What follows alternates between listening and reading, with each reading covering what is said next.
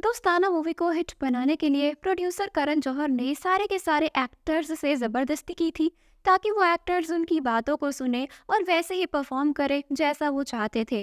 यहाँ तक कि एक सीन में करण ने ऐसा कुछ करने के लिए प्रियंका को कहा था कि प्रियंका एकदम से अनकंफर्टेबल हो गई थी, लेकिन प्रियंका ने किसी की भी नहीं सुनी और अपने मन की बातों को ही इम्पोर्टेंस दिया। ऑडियंस को दोस्ताना फिल्म बहुत पसंद आई थी, यहाँ तक कि फिल्म का वो हर सीन जो कॉमेडी से भरा था। और तो और ऑडियंस को कुछ गाने भी पसंद आए थे। कुछ गानों की वजह से मेकर्स को काफी ज्यादा ट्रोल भी किया गया था। माँ का लाडला बिगड़ गया गाना शुरू में सभी को हजम नहीं हुआ था।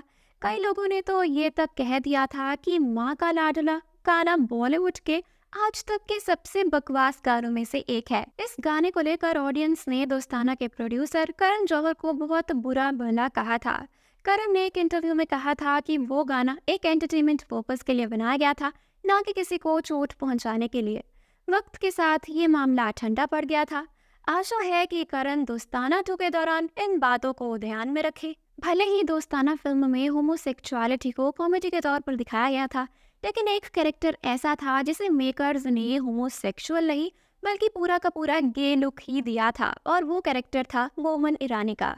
बोमन ईरानी का रोल ऑडियंस को इतना पसंद आया था कि खासकर LGBTQ लोगों को, कि उन्होंने तो बोमन की तारीफ की थी और कहा था कि कहीं ना कहीं बोमन ने उन लोगों की इज्जत रख ली और वही दिखाया जो उन लोगों की रियलिटी होती है। इसके बदले बोमन ने बस एक ही चीज कही थी LGBTQ के लोगों से कि अगर उन्हें उनका वो प्यार और सपोर्ट नहीं मिला होता तो वो इतना अच्छा परफॉर्म नहीं कर पाते। दोस्ताना मूवी के प्रोड्यूसर चाहते थे कि वो अपनी मूवी के थ्रू लोगों तक ये मैसेज पहुंचाए कि होमोसेक्सुअल लोगों को कैसे फील होता है, उनकी लाइफ कैसी होती है, और इस चीज को करण ने बोमन ईरानी के थ्रू लोगों को दिखाया था। लगभग सभी लोगों ने दोस्ताना फिल्म देखी होगी तो सभी को याद होगा कि बोमन को जॉन अब्राहम पसंद आ गए थे, लेकिन जॉन बोमन के प्रपोजल को रिजेक्ट कर देते हैं, जिस वजह से बोमन टूट जाते हैं और फिर से खुद को संभालते हैं, ये जानते हुए कि उनकी हकीकत क्या है और उनके साथ क्या होता है। करण को फिर से ऐसा ही कोई इम्पोर्टेंट मैसेज देना होगा ऑडियंस को, ताकि वो होमोसेक्सुअल लोगों को समझ सके। करण अपना पुराना आइडिया यूज कर सकते हैं, वो भी कॉमेडी के जरिए, ताकि लोग बातों को अच्छे से समझे। कुछ लोग ऐसे होते हैं जो फिल्म को डिटेलिंग के साथ देखते हैं।